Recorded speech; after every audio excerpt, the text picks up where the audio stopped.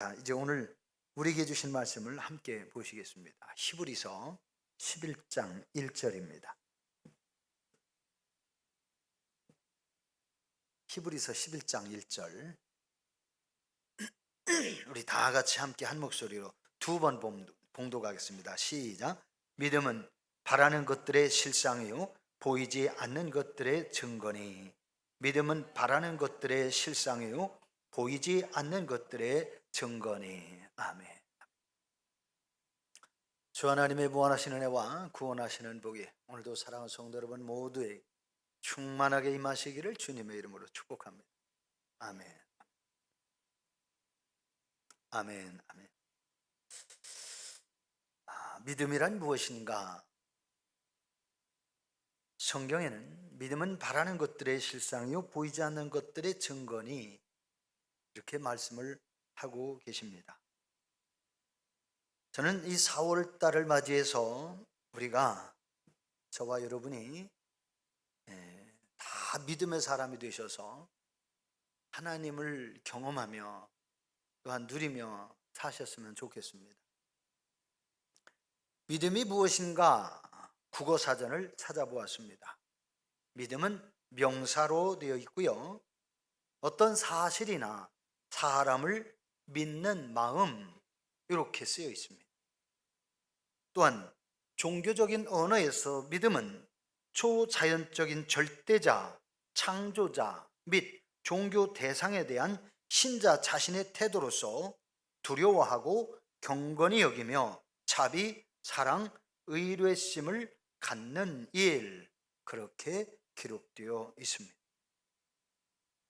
성경에는 아주 여러 곳에서 믿음이 무엇인가 자세하게 기록하고 있습니다. 그 중에 한 말씀이 오늘 본문의 말씀이 되겠습니다. 믿음은 바라는 것들의 실상이요 보이지 않는 것들의 증거니. 여러분 무슨 말씀인지 이해가 되십니까? 많은 사람들이 교회 다니며 예수님을 믿고 있습니다. 그런데 정작 믿음이 무엇이냐고 질문을 하면 간단 명료하게 대답하기란 망설여집니다. 그렇죠? 제가 오해를 하고 있나요? 많은 그리스도인들이 하나님을 믿고 살면서도 정작 하나님을 믿지 못하는 경우가 너무나 많습니다. 많은 그리스도인들이 하나님을 믿는다고 하면서도 실생활에서는 살아계신 하나님에 대하여 직접적인 믿음을 경험하지 못한 채 막연하게 교회에 다니는 분들이 많다는 사실을 부인할 수가 없습니다. 믿음에 대하여 분명하게 알고 하나님을 믿는 것은 너무나 중요합니다. 지난 목요일에는 우리 방송실에 전력이 좀 약해가지고 엘리베이터가 자꾸 움직일 때는 방송실에 음향 시스템에 문제가 자꾸 온다고 그럽니다.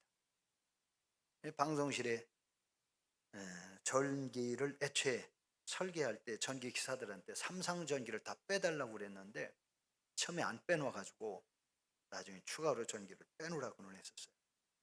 그런데 이 기사들이 거기다가 분배기를 설치하고 차단기 설치하고 다 해놨어야 되는데 공사 끝난 뒤에 설치해서 그런지 사람들이 그건 원래 설계 원래 공사할 때는 도면에 빠져 있었어요. 나중에 추가를 했는데 이 사람들이 추가한 것은 별도로 돈을 따로 안 받아갔으니까 그냥 말았는지 모르겠어요.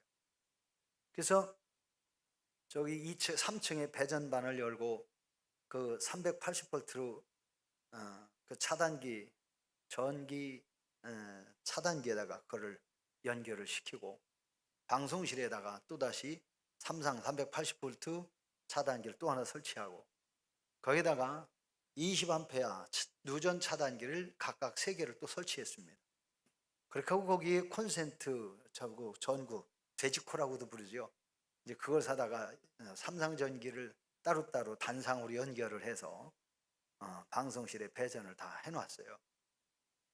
그리고 이제 금요일 날 오전까지 이것저것 좀 해야 되는데 우리 오늘 권사님하고 좀 몸이 불편하셔서 좀 편찮으셔서 교회를 당분간 못 나오셨던 권사님하고 통화를 하다가 점심을 먹으러 가고, 점심 먹으러 가서 또 먹고 난 뒤에 이제 커피숍에 가가지고 아주 재밌게 이런저런 담소를 나누고 있었습니다. 그런데 그때 갑자기 잘 아는 목사님한테 전화가 왔는데, 받아보니까 후배 목사님 장모님이 가까이 지내는 후배 목사님 장모님이 돌아가셨대요. 그래가지고 허둥지둥 와가지고, 그리고서는 이제 거기를 갔다가 장소가 어디냐면 익산시 함열읍이에요. 그래서 거기를 갔다가 저녁에 오니까 8시 한 25분쯤 되었습니다. 근데 막내딸 정희원 전도사가 이제 대전에서 모건대학에서 학교를 끝나고 버스 타고 오는 시간이 8시 40분이라고 그래서 25분쯤에 이구에 도착을 했는데, 그러면 40분이면 내가 이제 터미널 가서 좀 기다렸다가 데리고 오자 하고 터미널에서 차를 파킹하고요, 잠깐 휴식을 취하고 있었어요. 마침 그때에 또 전화가 왔습니다. 근데 누구 전화냐면 우리 교회 우리 이정자 권사님한테 전화가 왔어요. 성함 밝혀도 괜찮겠지요? 전화가 왔어요. 전화가 와서, 목사님, 제가요 갑자기 또 몸이 아프기 시작을 했어요. 목사님, 교회 1층으로 갈 테니까 전화 좀 해주세요. 기도 좀 해주세요. 전화가 아니라 기도 좀 해주세요. 그러세요. 몸이 아프신다는데 교회 1층까지 뭐로 오십니까? 오시지 마세요. 제가 갈게요. 그리고서 얼른 차를 몰고 권사님 댁으로 가서 저는 내리고 사모가 이제 차를 끌고 터미널을 갔습니다. 그 권사님을 갔더니 권사님이 너무 아파가지고 어렵다고 들어놓고 계세요. 그래서 제가 아픈 증상을 이렇게 보니까, 제가 의학 공부도 안 했고 또 의사도 아니지만, 그러나 권사님의 상태를 보니까, 얘기를 듣고 보니까 아주 취하신 것 같아요. 그래서 권사님은 너무 아파서 119를 불러야 하나 그렇게 생각하다가 목사님께 기도받으려고 전화를 했다고 하세요. 난감하죠, 그죠? 이거 의사도 아닌데. 그래서 제가 생각할 때는 취한 것 같아서, 그래서 뭐 드셨는데요? 그랬더니 누룽지 삶아가지고, 누룽지하고 밥하고 삶아서 그냥 드셨다고 깜짝 놀랐어요. 누룽지 삶으면 금방 이렇게 안 퍼지잖아요, 그죠? 그걸 드신 줄 알았어요. 그랬더니 누룽지를 삶았다가 놔뒀다가 또 다시 드셨다고. 그러니까 2번째를 드셨는지 하여튼 그렇게 드시고, 근데 조금밖에 안 드셨다는데 고장이 난 거죠. 그래서 제가 이제 권사님 이제 등뼈, 그다음에 경추 부분이라고 그러죠. 이 목 부분, 뒷뼈, 이 경추 부분, 바로 그 부분으로부터 흉추라고 그럽니다. 척추 위에 부분을 흉추라고 그래요. 이 부분에 제가 손을 대고 꼭꼭 누르면서 마사지하는 그런 개념으로, 또 지압을 하는 그런 형식을 취하고, 권사님 어디가 아픈지, 아프면 말씀하세요. 그랬더니 아니나 다를까, 아우 목사님 거기 아파요. 그래서 거기를 누르면서 마지막 만지고 마사지하고 지압하고 하면서, 또는 이제 손바닥으로 이렇게 살살 두드렸어요. 그때 권사님이 트림을 하시는데 저도 트림을 했어요. 그리고 났는데 거기가 조금 괜찮으니까 권사님이 아우 이제 목사님 좀 괜찮아요. 그런데 괜찮다고 하셔서 이제 또 목도 마르시고 그러니까는 막 생땀이 흘렀더라고요. 식은땀이라고 그러잖아요. 열도 안 나는데. 그래서 이제 따끈한 물을 이제 드시는데, 그 몇 모금 드시더니 한 2모금이나 드셨을까? 갑자기 또 아프다고 그러시는 거예요. 이게 아프다고 그래서 오면서 들어놓는데 이번에는 너무 아파요. 통증 증세가 너무 아파가지고 움켜쥐고, 꼭 맹장 걸린 사람 비슷하게 움켜쥐고 쭈그리고 엎드려서 둥그르며 드러누워 계시는 거죠. 이상하다. 체한 부분이 우이면 이게 조금 내려갔으면 좀 이제 풀어져야 되는데, 그러면서 또다시 이제 그때는 이제 막 기도도 했지요. 기도도 하고 그랬는데 이게 안 되는 거예요. 그러면서 권사님 어디가 아픈가 다시 한번 봅시다. 그러면서 제가 쭉 누르면서 내려갔더니요, 이번에는 경추 부분이 아니라 흉추 부분이요. 뒤에 척추, 어깨 밑에 척추, 어깨에서 이 등허리 한 밑에 가운데쯤으로 쭉 내려오면서 그 부분이, 아 목사님 거기 아파요 그러시는 거예요. 근데 너무너무 아파하시는 거 있잖아요. 그래서 아우 이제는 안 될 것 같아. 이러다가 잘못되면 또 목사가 병원도 못 가게 해가지고 잘못됐다고 할 거 아니에요. 누가 그럴 거 아닙니까? 누군가가. 그래가지고 어떻게 하냐, 권사님 어떻게 아드님을 부르던가 119를 불러야 되지 않아요? 아유 목사님 아무래도 119 불러가지고 가열나나 봐요. 권사님도 그러시더라고. 그러면서 기도하면서 하나님, 그러면 안 움직였죠. 그리고서는 아드님한테 전화를 했어요.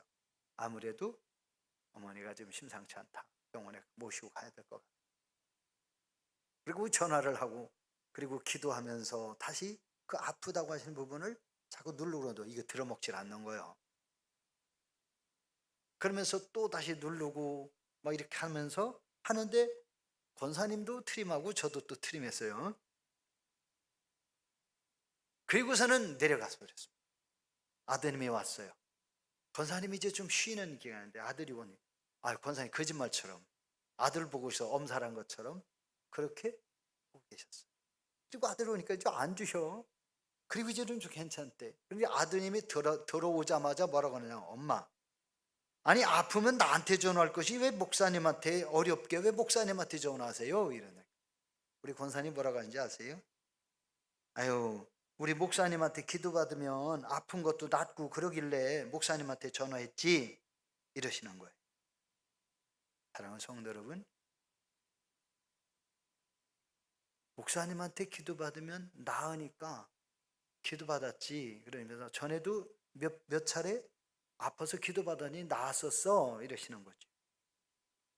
큰아들에게 목사님이 기도해줘서 나섰다고 증언하신 겁니다.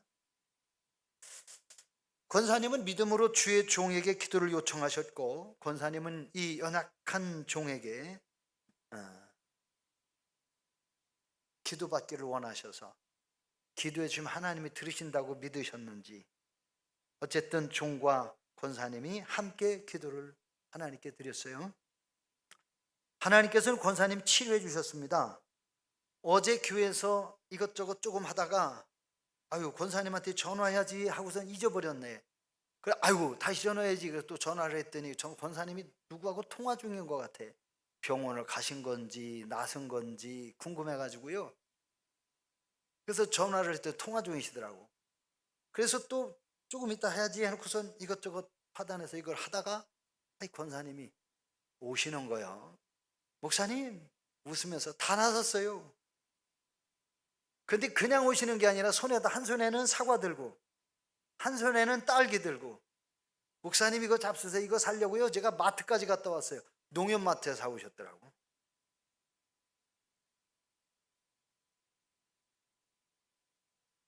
사랑하는 성도 여러분, 하나님께서는 우리 권사님의 마음의 소원을 들어주셨다고 저는 믿습니다.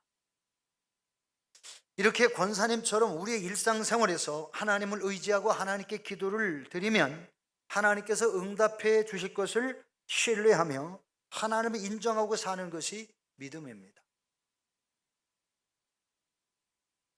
그런데 의외로 많은 교인들이 하나님을 믿는다고 하면서도 실제로 하나님을 믿지 못하고 사는 아이러니한 모습을 우리는 주변에서 많이 볼 수가 있습니다. 믿음은 누가 주는 것입니까? 성경 로마서 12장 3절 말씀에 보면 믿음은 하나님께서 주시는 것이라고 말씀하십니다. 내게 주신 바 은혜로 말미암아 너희 각 사람에게 말하노니 마땅히 생각할 그 이상의 생각을 품지 말고 오직 하나님께서 각 사람에게 나누어 주신 믿음의 분량대로 지혜롭게 생각하라고 하셨습니다. 이는 곧 하나님께서 주시는 것입니다. 믿음은 하나님께서 각 사람의 분량대로 믿음을 나누어 주셨다고 성경은 증거하고 계십니다. 우리가 태어나고 자라면서 부모를 향해 믿음을 가졌듯이 하나님은 모든 사람 각자에게 믿음을 주신 것입니다. 에베소서 2장 8절 말씀에 보면 믿음은 하나님께서 주시는 선물이라고 말씀하십니다. 너희는 그 은혜에 의하여 믿음으로 말미암아 구원을 받았으니 이것은 너희에게서 난 것이 아니요 하나님의 선물이라. 이것은 너희에게서 난 것이 아니요 하나님의 선물이라. 이 말씀은 하나님이 각 사람에게 믿음을 선물로 주시고 그 믿음을 통해서 하나님의 아들 예수 그리스도를 구주로 모시고 구원을 받도록 허락하셨다는 말씀입니다. 예전 신성교회에서 목회할 때입니다. 어떤 사람이 한 달 이상을 교회 출석하다가 마침내 등록을 해서 신방을 갔습니다. 그분은 집사님이셨는데 심한 우울증을 앓고 있었습니다. 그리고 죽었으면 좋겠다고 자살 충동을 계속 느끼는 분이었습니다. 그래서 제가 뭐라고 했느냐, 집사님 자살하면 지옥 갑니다. 아무리 어렵고 힘들어도 자살하지 마십시오. 자살하는 것은 믿음을 가지고 행하는 행위가 아니라 마귀한테 속는 겁니다. 제가 신방 가서 그런 이야기를 했습니다. 그분은 삶의 회의를 느끼며 고통 속에서 살고 있었습니다. 여러 가지 가정사정을 다 말씀드릴 수는 없지만 그러한 분이 신방 중에 선포한 이사야 43장 1절, 제가 처음 등록 신방을 하면 꼭 이 말씀을 가지고 가서 신방을 하거든요. 이사야 43장 1절 말씀하시기를 야곱아 너를 창조하신 여호와께서 지금 말씀하시느니라. 이스라엘아 너를 지으신 이가 말씀하시니라. 너는 두려워하지 말라. 내가 너를 구속하였고 내가 너를 지명하여 불렀나니 너는 내 것이라. 그 집사님은 하나님의 겁니다. 하나님의 자녀입니다. 하나님의 딸입니다. 하나님이 지으셨고 하나님이 부르셨고 하나님의 딸로 하나님이 지금 지켜주시고 보호해주시고 인도하실 겁니다. 자살하면 안 됩니다. 그러면서 이분에게 신성교회에서 계속 해왔던 1:1 제자 양육 하라고 했어요. 그 당시에도 유정화 사모가 교회 전도사로 1:1 양육을 꾸준히 여자분들을 담당해서 했고 심지어는 지가던 남자까지 뺏어가다가 1:1 하기도 했거든요. 그런데 이분이 1:1을 제자 양육을 하면서 이분이 우울증을 치료받았습니다. 우울증이 해결됐어요. 이분이 밤에 잠잘 때마다 두려워서 잠을 못 잡니다. 왜? 가위 눌려서. 계속 어떤 때는 까만 옷을 입은 사람이 막 끌어가려고 땡겨가. 어떤 때는 막 도망다니는 꿈을 꾸고 이 밤잠이 너무 힘들어지는 거예요. 그런데 그런 분이 가위 눌림에서 해방됐습니다. 잠을 못 자던 분이 잠을 잘 자게 됐습니다. 마침내 그분의 우울증이 완전히 치료됐고 가정도 회복되어 갔습니다. 1:1 제자 양육을 받으면서 살아계신 하나님을 체험하며 예배 생활에 힘썼더니 마침내 바람둥이 남편도 아내를 따라 교회에 나와 등록을 하고 저에게 안수기도를 받았어요. 가정이 회복되는 삶을 살게 된 것입니다. 우리가 살아계신 하나님을 신뢰하고 믿음으로 살겠다 결심하고 하나님의 말씀을 믿고 믿음으로 하나님을 신뢰하며 살아가면 놀라운 일들과 능력들이 여러분의 삶의 현장에 나타나게 되어지는 겁니다. 살아계신 하나님이기 때문에 살아계신 하나님이 여러분의 삶의 현장에서 여러분과 동행하고 보호해 주시고 인도하시고 여러분의 기도에 응답해 주시는 것입니다. 믿음이 크거나 작다는 것은 그렇게 중요하지 않습니다. 믿음이 크고 작은 것은 우리 사람들의 생각에 불과한 겁니다. 무엇이 믿음이 크고 무엇이 믿음이 작은 겁니까? 우리가 흔히 말하기를 저 사람은 믿음이 큰데 왜 나는 믿음이 작아? 왜 저 사람은 믿음이 많은데 나는 왜 믿음이 없어? 이런 생각을 하는 분들이 참 많습니다. 이거는 우리의 생각입니다. 마귀가 주는 생각이에요. 나는 보잘것없는 것.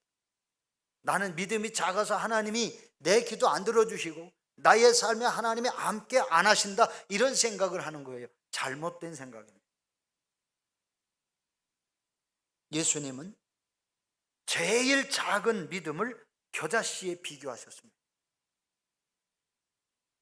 참 저에게 지금 겨자씨가 없어서 저 죄송합니다만, 이스라엘 땅에 가서 실제 겨자씨를 보니까 채소 씨 중에서 가장 작은 거. 이건 바람이 불면 훌렁 날아가 버리는 거. 살랑 바람이 불러도 이리저리 날려다니는 거.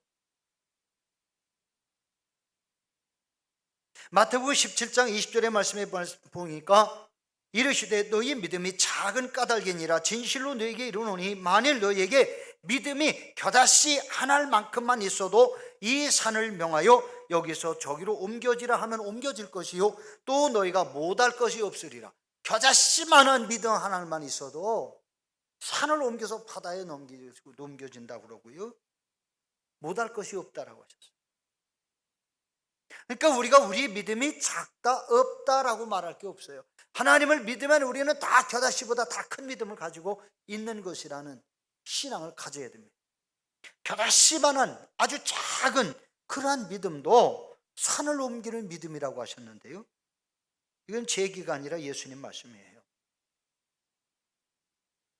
하나님께서는 우리들 인생에 태산 같은 문제가 닥쳐온다 할지라도 겨자씨만한 믿음만 있으면 그 태산 같은 문제도 아무것도 아닌 것이, 그래서 다 응답되고 해결된다는 그런 말씀을 우리에게 주신 거예요. 그러면 어떻게 하면 우리의 믿음이 능력으로 나타나게 될까요? 믿음은 하나님의 말씀을 듣고 성령 충만함으로 강해지면 능력으로 나타나는 것입니다. 로마서 10장 17절 말씀에 보니까 믿음은 들음에서 나며 들음은 그리스도의 말씀으로 말미암느니라 그러셨어요. 할렐루야. 믿음은 하나님의 말씀을 들으면서 나고 그 말씀은 그리스도의 말씀으로 말미암는다. 그리스도의 말씀으로 되어지는 거래요. 오늘 히브리서 11장 1절에 말씀하시기를 믿음은 바라는 것들의 실상이요 보이지 않는 것들의 증거니 라고 말씀하셨습니다. 믿음은 우리가 바라는 것들, 곧 지금 당장 현재는 눈에 보이지 않고 손에 잡히지 않는 것들이지만 장차 나타나고 이루어질 것들에 대한 소망을 가진 대로 성취되는 실제성과 현실성을 우리에게 말씀하신 거예요. 지금 당장은 우리의 눈에 보이지 않고 당장은 나의 손에 잡히지 않는다 할지라도 장차 나타나고 이루어지는 것, 그리고 나의 소망대로 성취돼서 실제로 현실적으로 내가 그것을 누릴 수 있는 것이 믿음이다. 간단히 말하자면 믿음은 우리가 기대하는 것들이 마침내 이루어질 것에 대한 확신을 가지는 것이 믿음이라는 것이죠. 제가 믿음은 살아있는 소망에 대한 성취를 믿는 것이다, 그런 간단한 뜻을 잠깐 말씀드렸는데 예화를 들려드리겠습니다. 제가 어렸을 때에 저의 선친이 빙판에서 타는 썰매를 만들어 주셨어요. 제 아버지가 저에게 얼음판에서 타는 썰매를 만들어 주셨다고. 그러니까 아직은 어리니까 두 발 썰매를 만들어 주신 거예요. 제가 썰매를 타며 동네 친구들과 재밌게 어울려 놀면서 즐거워하는 모습을 저희 선친이 보셨습니다. 그렇게 좋으냐? 하고 물으셨어요. 그래서 예, 엄청 좋아요 그랬습니다. 그랬더니 네가 좀 더 크면 외발 썰매도 만들어 줄게. 외발 썰매가 뭔지 아시지요? 밑에 하나 달리고 널빤지 이렇게 돼가지고 이렇게 찌우뚱 하는 거예요. 외발 썰매도 만들어 줄게. 이미 동네 형들은 외발 썰매를 타고 다니고 있었어요. 네가 조금 더 크면 외발 썰매도 만들어 줄게. 누구 얘기입니까? 아버지 말입니다. 아들과 약속한 거예요. 두 발 썰매를 타고 재밌게 놀다가, 제가 아직도 초등학생인데, 초등학교 저학년인데, 아니 선배들처럼 저도 외발을 타고 싶더라고. 그래서 아버지한테 그랬어요. 아버지, 나 이제 외발 썰매도 만들어 주세요. 나 외발 썰매 타보겠다고, 탈 수 있을 것 같다고. 그랬더니요, 아버지가 웃어요. 웃더니 내 그럴 줄 알고 미리 만들어 놨다 그러시는 거예요. 그러면서 외발 썰매를 갖다 주시는 거예요. 제가 두 발 썰매를 열심히 타고 다니고 즐거워하고 하는 모습을 보면서 아버지는 미리 그걸 만들어 놓으신 거예요. 제가 노는 사이에.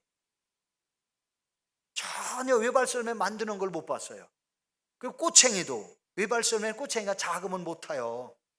커야 타지. 꼬챙이까지 아주 좋은 나무 잘라다가, 반듯한 거 잘라다가 다 만들어 놓으셨더라. 아버지 언제 만들어 놓으셨어요? 그러니까 네가 이거 달라고 할 것 같아서 만들어 놨다 그러시는 거예요. 미리 알고 만들어 놓으신 거예요. 저희 선치는 아들이 자라면서 즐거워하는 모습을 보며 외발 썰매를 미리 만들어 두셨는데, 그것뿐만 아니라 저희 선치는 바람에 날리는 연도 만들어 주셨고요, 땅바닥에서 돌리는 팽이도 만들어 주셨습니다. 이것이 자식을 사랑하는 선친의 사랑이었던 것이지요. 저는 저의 선친이 제가 어렸을 때부터 저를 엄청 사랑하셨다는 사실을 뒤늦게 깨달았어요. 이제는 저희 선친이 돌아가셨기 때문에 제가 뭘 만들어 달라고 할 수도 없고 만들어 주실 수도 없어요. 살아 계셨을 때는 제가 말씀드리면 가능하면 아들이 원하는 것은, 아들에게 도움이 될 만한 것은 아버지는 해주려고 하셨습니다. 저희 아버지 소원이, 나는 일찍 부모님이 돌아가셔서 내가 땅을 파며 살 수밖에 없었지만 너희들은 농사일 안 하고 살았으면 좋겠다. 그러시면서 아주 몸이 부서져라 일하면서 저희들 뒷바라지를 해주셨어요. 그 저희 형제들 중에는 농사 짓는 사람이 하나도 없어요. 사랑하는 성도 여러분, 아버지가 자식을 사랑하셔서 자식에게 필요한 것을 만들어주고 자녀들의 뒷바라지를 해주는 그 사랑이 아버지의 사랑이었다는 그 믿음은 틀림이 없잖아요. 믿음은 바라는 것들의 실상이요 보이지 않는 것들의 증거라고 성경은 말씀하셨는데, 이와 마찬가지입니다. 믿음은 우리의 눈에 보이지 않았던 것들이 우리의 손에 잡히도록, 우리의 눈에 보이도록, 우리의 삶에 그것을 이루어지도록 우리를 진심으로 사랑하시는 하나님께서 우리의 소망과 믿음대로 이루어 주시는 분이 우리가 믿는 하나님 아버지세요. 우리가 믿는 영혼의 아버지신 하나님께서는 우리들의 기도를 들으시고 저와 여러분을 위하여 우리에게 필요한 것을 이미 준비해 놓으시고 우리가 기도하기를 기다리고 계시면서 기도하면 응답해 주시고, 우리가 어려울 때에 환난에서 건져 주시고 우리를 선한 길로 인도하시면서 우리가 더 복되고 아름다운 삶을 살도록 은혜를 베풀어 주시고 선물을 주시는 분이 우리 하나님이라는 사실을 믿는 신앙이 믿음인 겁니다. 그 하나님은 지금 죽으신 분이 아니라 살아계신 분이기 때문에 우리의 기도를 지금도 들어 응답하실 수 있는 우주 만물의 주인이신 하나님이세요. 그래서 하나님께서는 우리가 하나님께 대하여 소망을 두고 하나님께 바라는 소망 이루어 주시도록 하나님께 기도하기를 기다리고 계시는 우리의 영혼의 아버지이십니다. 그 하나님을 신뢰하고 그 하나님을 인정하고 그 하나님을 의지하여 사는 것이 믿음이에요. 믿음은 하나님의 말씀을 들으면서 난다고 로마서 10장 17절에 이미 말씀하셨습니다. 그러므로 믿음은 들음에서 나며 들음은 그리스도의 말씀으로 말미암느니라. 갈라디아 5장 5절 말씀해 보니까 우리가 성령으로 믿음을 따라 의와 소망을 기다리노니, 성령으로 믿음을 따라 의와 소망을 기다리노니, 성령으로 믿음을 따라 기다린다. 기다린다는 얘기는 뭡니까? 곧 믿음으로 행하며 기다린다는 거예요. 성령이 내 안에 들어오시면 내 안에 믿음이 더욱 충만하도록 우리에게 활력을 더해 주시는 겁니다. 믿음은 여러 모양의 어려움을 경험하고 극복함으로 우리의 믿음이 자라가는 것이에요.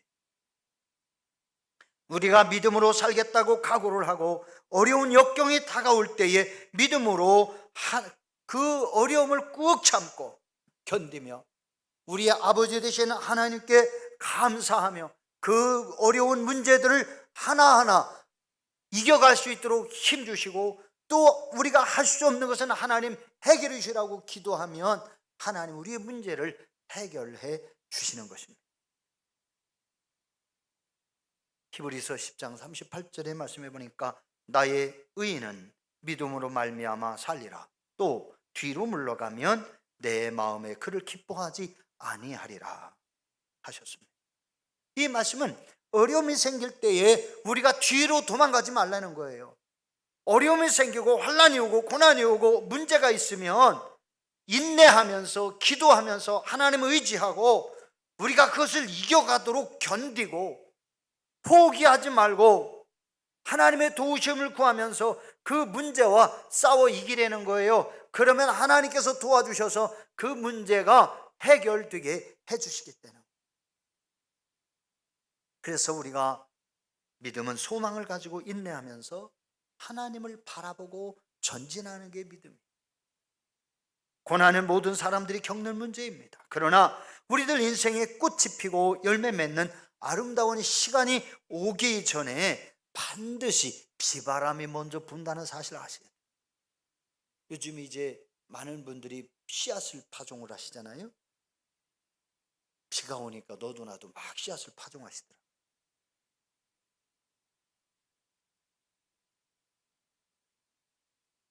우리의 삶의 현장에도 믿음으로 여러분 심으십시오. 심어서 믿음으로 심으십시오. 그리고 하나님께서 우리의 삶의 현장에 은혜를 주실 것을 기대하면서 여러분이 고난이 오고 어려움이 와도 때로는 슬픔이 와도 여러분 하나님께 기도하면서 하나님의 말씀을 붙들고 앞으로 전진하는 겁니다. 히브리서 11장에는 믿음으로 승리한 많은 믿음의 선배들을 소개해 주시고 있습니다.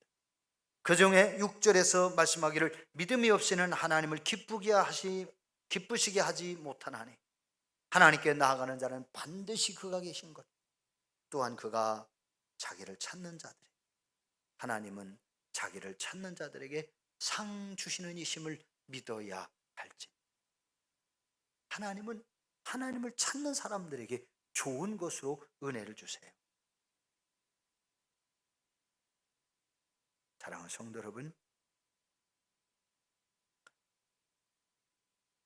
여러분의 믿음이 견고해지려면 어떻게 해야 될까?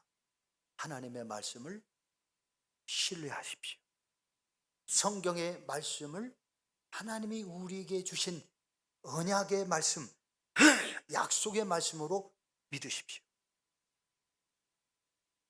그리고 하나님이 그 말씀대로 일하실 것을 신뢰하십시오. 그리고 그 말씀을 붙들고 하나님께 기도하십시오.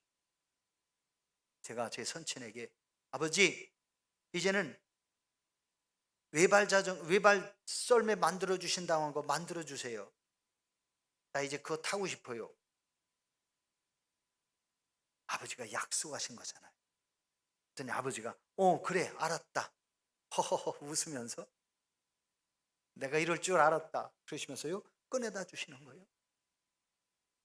그거 달라고 안 했으면 더 늦게 나왔겠지요. 달라고 하니까 웃으면서 얼른 내다 주셨어요. 우리 하나님은 저를 낳고 키워주신 제 선친보다 더 좋으신 아버지세요. 여러분 그 하나님께 구하세요. 기도하세요. 믿음으로 사세요. 우리가 우리의 믿음이 흔들리지 아니하고 우리의 믿음이 견고해지려면 하나님의 말씀에 깊이 뿌리를 내려야 합니다. 말씀을 신뢰하라는 말이에요. 하나님의 말씀은 있는 그대로 믿으라는 거예요.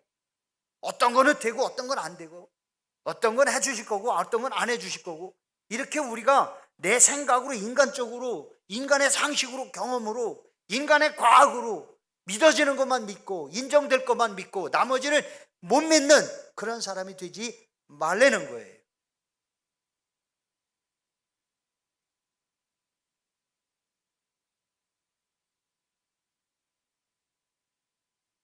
하고 싶은 얘기는 참 많은데 시간이 많이 지나갔어요.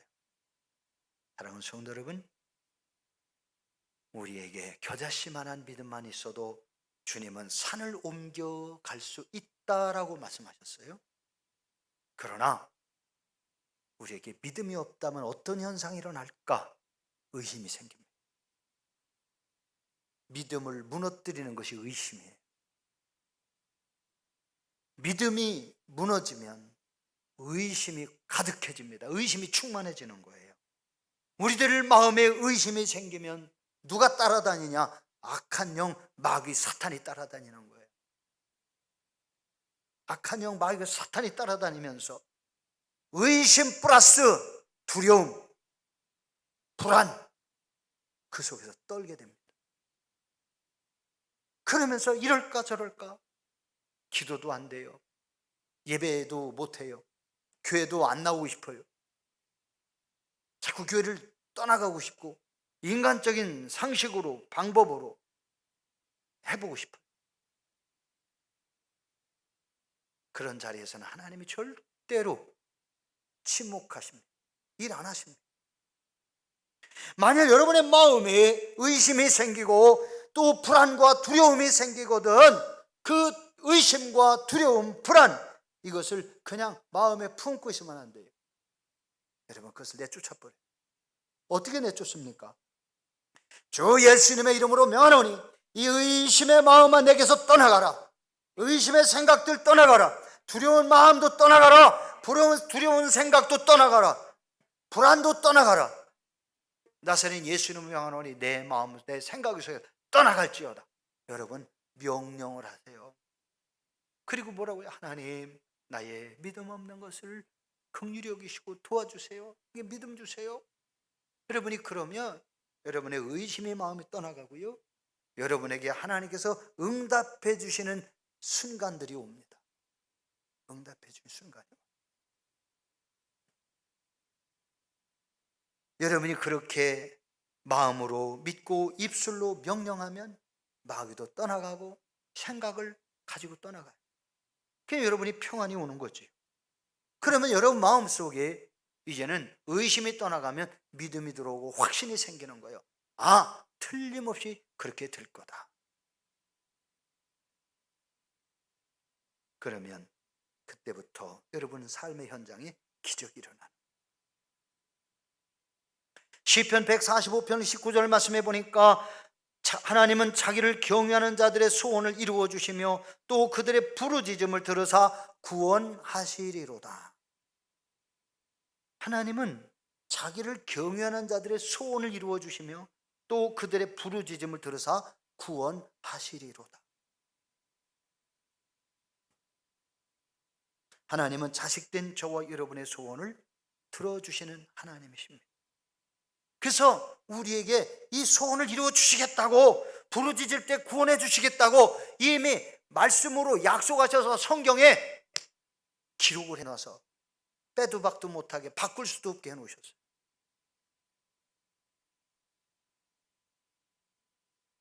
하나님은 저와 여러분이 이미 하나님의 자녀가 되도록 우리를 구원해 주신 겁니다. 우리는 하나님의 자녀예요. 자녀이기 때문에 성경에 보니까 또한 상속자니라고 하셨어요. 하나님의 권세와 하나님의 나라와 하나님이 주시는 평안과 하나님이 가지고 있는 권세를 하나님이 상속해 주시겠다는 거예요. 예수님도 뭐라고 하셨는데, 내가 떠나는 것이 너에게 유익하니 내가 떠나가면 성령이 임하고, 성령이 임하시면 내가 너희들 앞에서 행한 일보다 더 큰 일도 행하리라. 베드로가 성령 받고 성전 미문에 앉아있는 안진뱅이를 보고 있다가, 성전에 기도하러 올라가는 길이었어요. 그 안진뱅이, 죄송합니다, 안진뱅이라고 그래서 다리가 불구자인 사람이 앉아가지고 구걸하면서 한 푼 주세요 그러는데, 그 사람이 좀 고쳐달라는 게 아니에요. 먹고 사는 것을 도와달라는 거예요. 그런데 베드로와 요한이 이렇게 주머니 줘보니까 돈 한 푼도 없는 거예요. 참 불쌍한 사람이요. 돈 한 푼도 없었어요. 근데 그때 버뜩 생각나는 게, 돈이 아니라 예수님 줘야 되겠다. 그래서 베드로와 요한이 소리 눈이 마주쳤어요. 내게 은과 금은 없거니와. 이 사람이 깜짝 놀란 거예요. 은과 금이 없으면 돈은 있겠구나. 그래 눈이 뚫어지게 쳐다보고 있어요. 뭐 얼마나 주려고 은과 금을 얘기하지? 그리고 손을 내밀고 이렇게 하고 있는데, 없거니와 내게 있는 것으로 내게 주노니. 그 뭐야? 나사렛 예수님의 이름으로 걸어라 하면서 그 손을 잡아 일으켰대요. 이 사람이 얼마나 일어나고 싶었던지, 나사렛 예수님의 이름으로 일어나 걸어라 하고 잡아 당길 때에 자기도 모르는 사이에 얼떨결에 벌떡 일어나려고 했던 모양이에요. 다리에 힘이 생겼어요. 벌떡 일어나가지고 걷게 되는 거예요. 뛰기도 하고 걷기도 해보니까 이게 다리가 멀쩡해졌어요.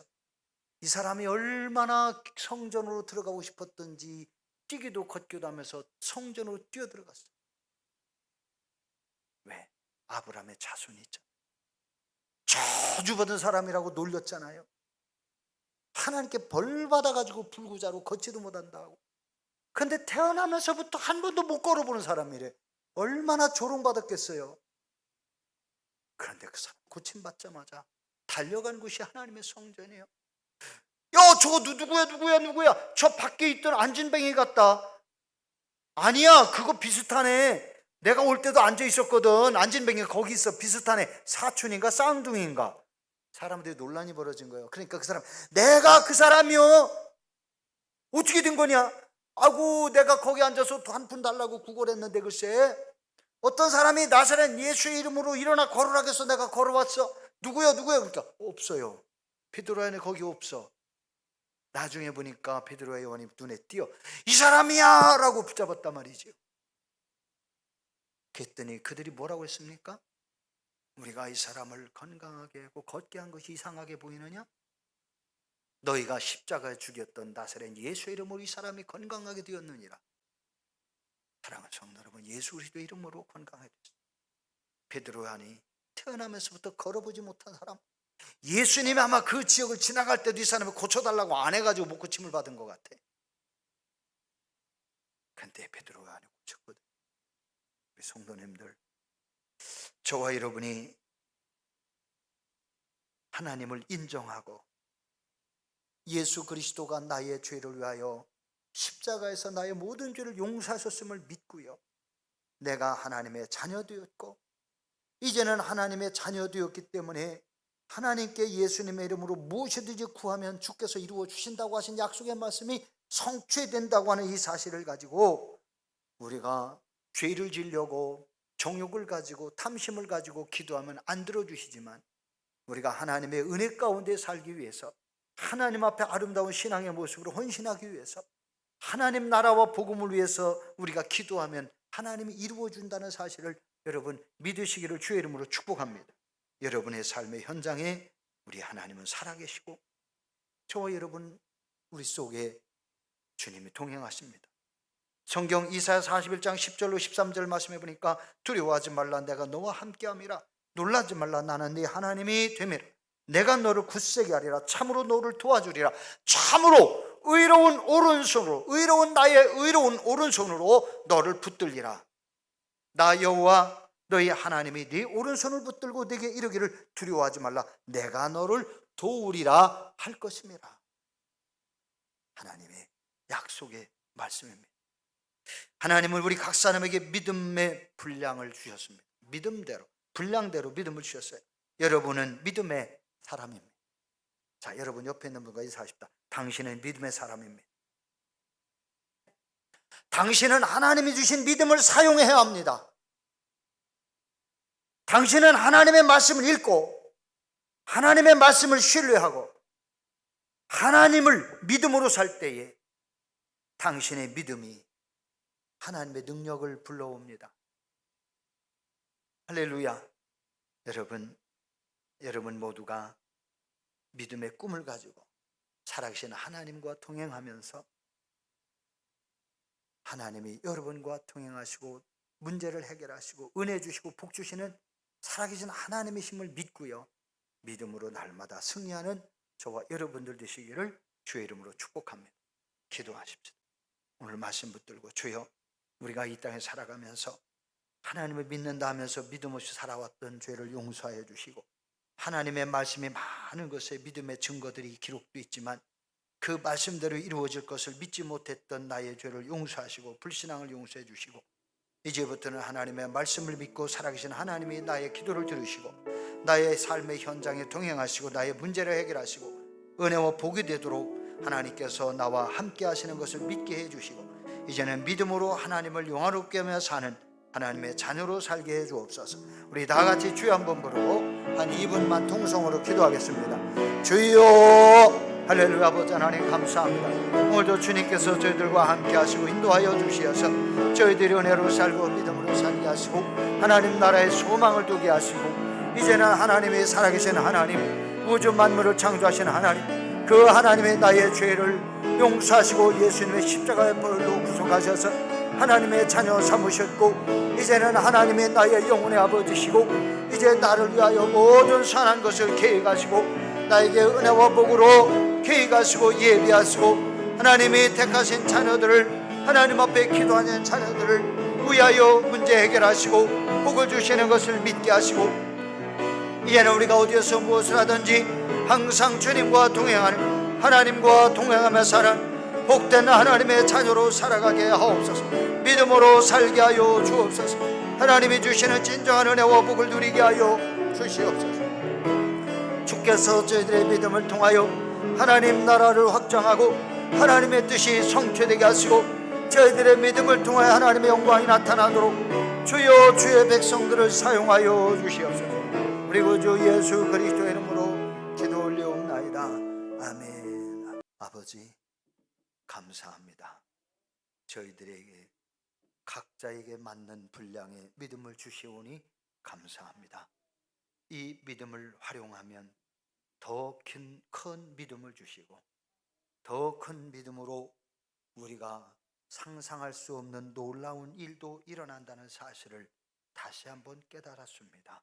주님, 믿음 없이 사는 인생, 의심과 불평과 두려움과 불안으로 사는 인생이 아니라 이제는 하나님을 믿고 신뢰하고 말씀을 의지하여 우리가 말씀을 붙들고 하나님이 우리의 삶의 현장에서 일하실 것에 대한 확신을 가지고 이제는 흑암의 권세와 싸워 이기게 하시고 모든 문제들과 싸워 이기게 하셔서 하나님 나라의 복을 이 땅에서도 누리게 하시고 주님이 부르시는 날까지 영적 싸움에서도 승리하고 육의 삶의 현장에서도 하나님이 형통케 하시는 은혜와 복을 누리며 살다가 영광 중에 하나님의 나라를 몽땅 상속받는 은혜와 축복의 자녀들 되게 하여 주옵시기를 성부와 성자와 성령의 이름으로 간절히 축원하옵나이다.